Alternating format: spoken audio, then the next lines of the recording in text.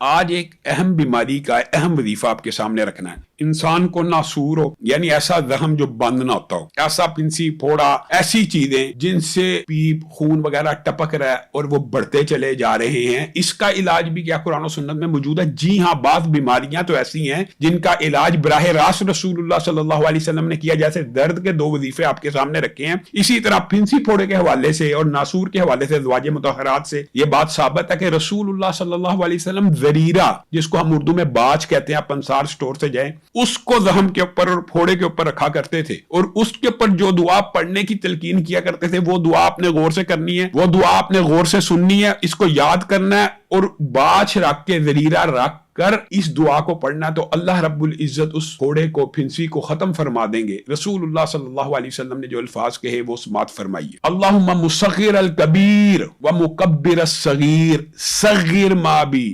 یعنی اے اللہ آپ چھوٹے کو بڑا کرنے والے ہیں اور بڑے کو چھوٹا کرنے والے ہیں، تو اس زخم کو چھوٹا کر دیجیے۔ حدیث کے الفاظ یہ آتے ہیں کہ جب یہ پڑھا کرتے تھے تو وہ بجھ جاتا تھا، گویا وہ بجھ گیا، ختم ہو گیا۔